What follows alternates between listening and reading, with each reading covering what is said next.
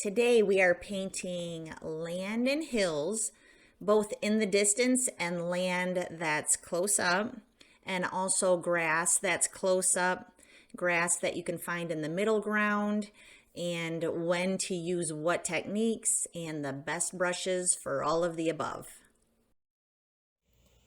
Painting land and grass. The horizon line is nice and high, so we have lots of room for land. That's great.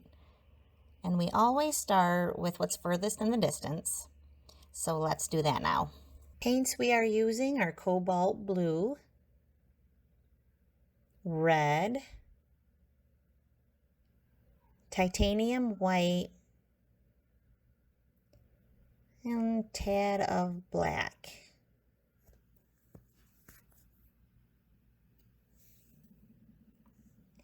Using our angle brush here, gives us a beautiful sharp line. And the 1.5 inch flat brush. This brush is ideal for watercolors, but it works well for acrylics too. It's the perfect size for our land coverage here.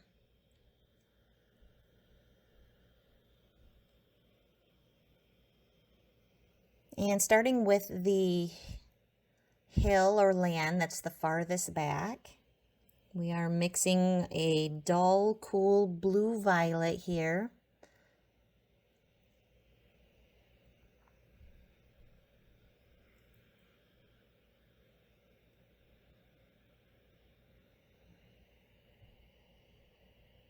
The color for our hill that's in the background, it's going to be more transparent than the others. It's farthest back. In order to push it even farther back, we're going to use more water than typical.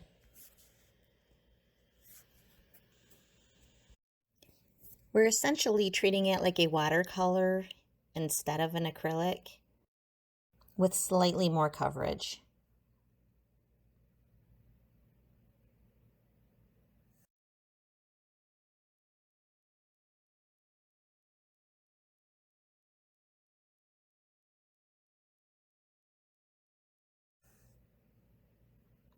So we're making nice smooth strokes. We don't want any detail. It's way too far in the distance for us to be able to see any detail. So we're keeping it nice and smooth. I've got the largest brush that I feel comfortable with painting such a small area.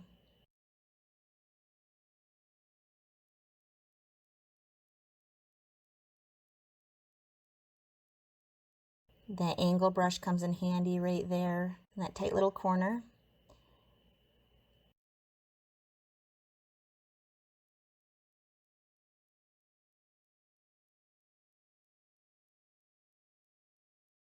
I'm going to add some sap green to work on the hill that's in front of the one we just completed. We are mixing here for some cool blue-green color is what we're aiming for. It's still a little bit dull. We don't want it too bright. So we're dulling it down by adding a little bit of black, a little bit of white, which of course makes gray. So we've got this beautiful blue-green grayish hue. On this layer, since it's slightly closer, there's little or no transparency. And that will push it in front of the far hill. And again, we're using the same type of long, smooth strokes to cover it. It's still in the distance. We still don't want any texture.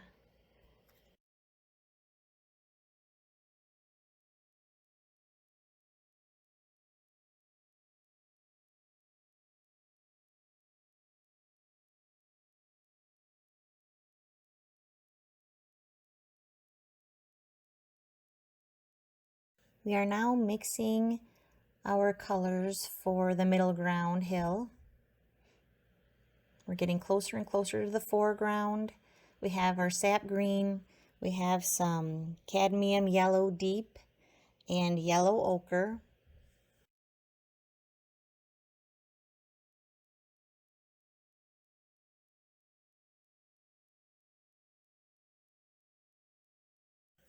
We're going to be using this brush stroke here. You can call it an X, a figure 8.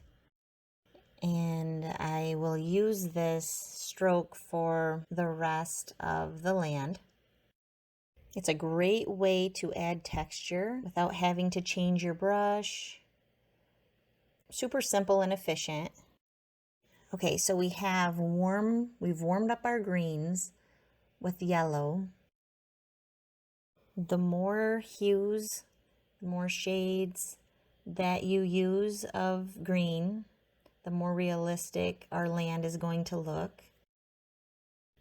And of course, the goal for our first layer is to cover canvas. I could have gone in with just that straight sap green, covered up all that white for the first layer, but today I'm just using all of the colors that I'm going to be using. There's really no rhyme or reason here on the first layer. My brush disappears every few strokes, and that's because I am adding water. I'm dipping my brush and then quickly dabbing it on a paper towel. It needs water every few strokes. You'll know when yours runs out. It'll get dry and a little scratchy.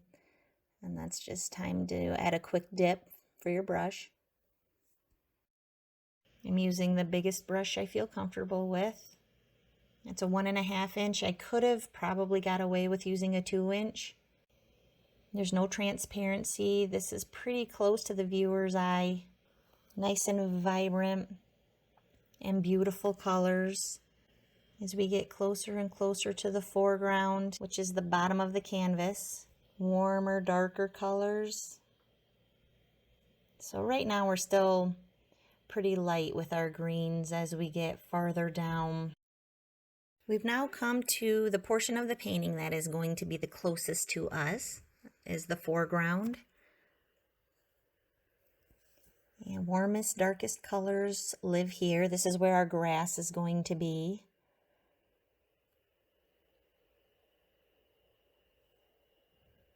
Since it's the closest to us, we want the highest contrast and values here. So the darkest darks and the lightest lights are going to live down here in the foreground. So we want to start with a dark background for our grass to create that contrast. I'm going to combine some black with the green. It's to darken up the green. And then I'll be adding the black to some yellow ochre to create a dark brown. The hues that I choose really aren't what's important. It needs to be dark. So if you want to use a dark brown, if you want to use, black combined with one of these colors that are already on your palette, it just needs to produce the shadows for our grass. As we were working on the foreground, getting our grass ready, the middle ground had a chance to dry, which is perfect. So now we can go back in with our second layer and be a little bit more intentional about where we place our colors. We can be more deliberate in finding the areas where the sun is hitting the land. Put some lighter greens in those areas, some more yellows. Feel free to layer as much as you'd like. Every additional layer will just add dimension to your land and make it more realistic. I'm going to call it done for the middle ground. And now let's go in and finish up our grass in the foreground. We're going to use this really large fan brush. It's got stiff bristles and it is going to be perfect for our grass. Also going to go back to our angle brush because it has that nice sharp edge, nice and thin. I love this brush. We're going to create a color that is 1 or 2 shades lighter than the shadowy foreground that we've already painted. So I've got the sap green. I'm going to make a dark sap green with my fan brush. Every time my brush disappears, it's getting dipped in water. It's got quite a bit of water here. I don't want it thick. I want it nice and thin and wispy, starting at the base of the grass, applying pressure, and then as I get towards the top, just kind of let up and let the fan brush do all the work for you here. It'll make a nice sharp blade of grass at the top. Give your grass some personality. This grass is kind of blowing to the right. Grass isn't perfect. It's not straight up and down all of the time, so let's make it look a little bit realistic. It's going in all directions. There's going to be several layers of grass to make it look believable. There's really not a brush that's more efficient than this fan brush to create grass. It's just the perfect shape. It does the work, 100 times the work of a tiny little thin fine tip brush. So I've gone in and created a green that was a little bit lighter. This layer's going to look a little bit closer to us than the one we just created because our hue is a little bit lighter. I got light green, yellow. I've got my angle brush and I'm actually going to start at the top and go down just because the tip is so fine on this angle brush. You don't have to start at the base and go up. You can start at the top, which is what I prefer to do, but both directions will work for you.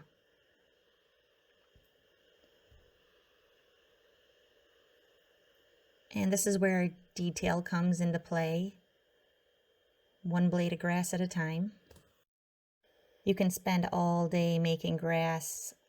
It's really not necessary. Sometimes you get a little bit out of control and you start to cover up all those beautiful dark areas. And we definitely don't want to do that. We want to make sure we can see some of the fine detail with the blades of grass, like you can see here, without covering up all of the dark areas. That's what gives us the depth. We want to keep that beautiful contrast between the dark areas and these light highlighted blades of grass that we're creating here. So we have most of our grass going to the right, but I do want to throw in a few going to the left because, like I said, grass isn't perfect.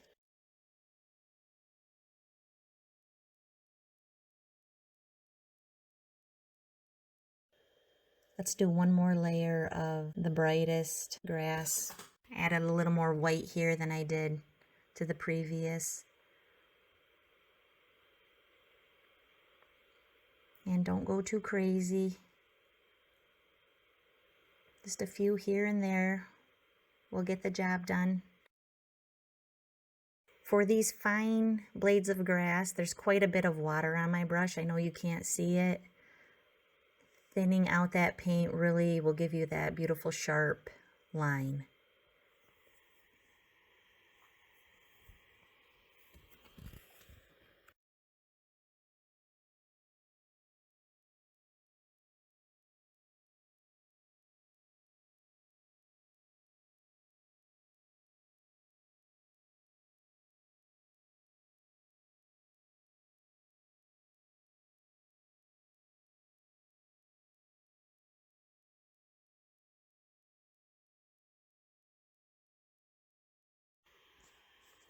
And here is your finished land and grass.